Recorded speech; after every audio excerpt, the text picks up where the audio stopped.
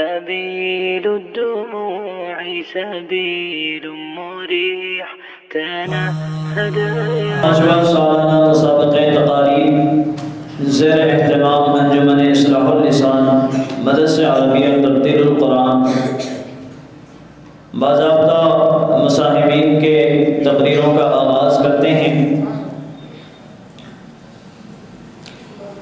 پہلا گروہ بزم انیس الرحمن مظاہری رحمۃ اللہ علیہ، اس گروہ کے پہلے مصاحبین کو میں دعوت اسٹیج دیتا ہوں سید رومان ابن سید مبین صاحب، متعلم شعبہ حفظ وائے اپنی تقریر میدان حشر اس عنوان پر اپنی تقریر پیش کریں۔ السلام علیکم ورحمۃ اللہ وبرکاتہ۔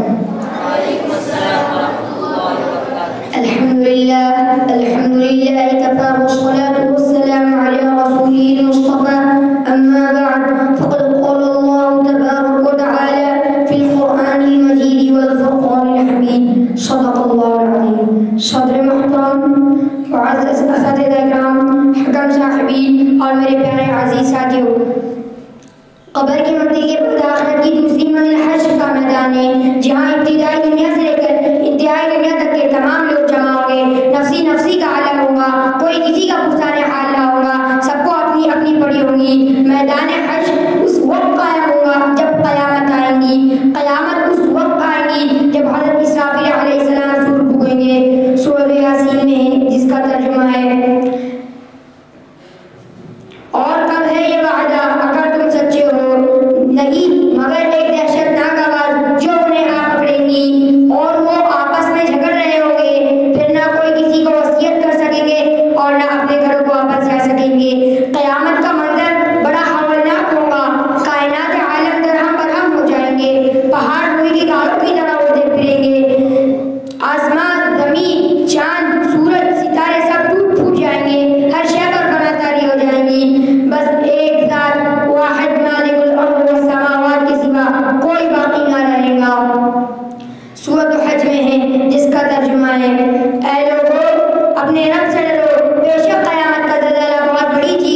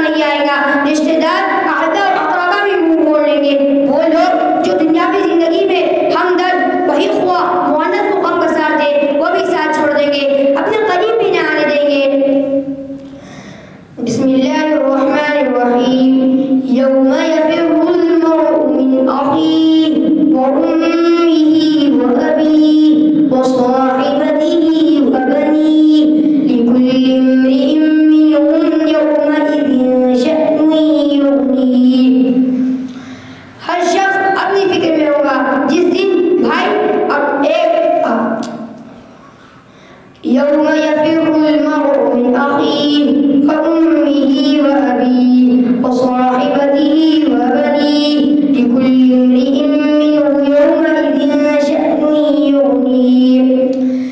جس دن آدمی اپنے بھائی سے، اپنی ماں، اپنے باپ، اپنی بیوی اور اپنی اولاد سے بھاگے گا، اس دن ہر شخص کی ایک ایسی حالت ہوگی جو اسے ایک دوسرے سے بے نیاز کر دے گی. دوست دشمن بن جائیں گے، اپنے پرائے ہو جائیں گے اور ایک دوسرے کی نظروں سے ایسے چھپے پھریں گے تاکہ کوئی جان پہچان نہ ہو. سورۃ الزخرف میں ہے جس کا ترجمہ ہے دوست دشمن بن جائیں گے سوائے متقیوں کے، یعنی متقی اور پرہیزگاروں کی دوستی اس دن بھی قائم ہوں گی. لیکن منمانی زندگی گزارنے والے ایک دوسرے کے دشمن نظر آئیں گے، ایک دوسرے کی نظروں سے چھپے پھریں گے تاکہ کوئی نیکی نہ مانگ لے، کوئی مدد کا مطالبہ نہ کر دے. وہاں دنیاوی سفارش و خوشامد کا کوئی گزر نہ ہوگا، ہر شخص اپنے عمل کا خود جواب دگا ہوگا. وہاں ایک انسانوں کا ٹھاٹے مارتا ہوا سمندر، ہر انسان کے اعضا و اقربا وہاں موجود ہو گئے، لیکن پھر بھی انسان اپنے آپ کو اکیلا اور تنہا محسوس کرے گا. یہاں پر میں اپنی چند اشعار کے ساتھ تقریر ختم کرنا چاہتا ہوں. یہ دنیا یہ زندگی یہ لذتوں کا سرور، یہ دنیا یہ زندگی یہ لذتوں کا سرور، وما الحیات الدنیا الا متاع الغرور. کہ جس کے سامنے سب برابر ہے امیر و فقیر، کہ جس کے سامنے سب برابر ہے امیر و فقیر، حسبنا اللہ و نعم الوکیل. ہر جاندار کا ہونا ہے ایک دن قوت موت، کل نفس ذائقۃ الموت، اور ختم ہوا دنیا کو پانے کا جنون. انا للہ و انا الیہ راجعون. ما علیہ الا البلاغ. تستريح وبث الدعاء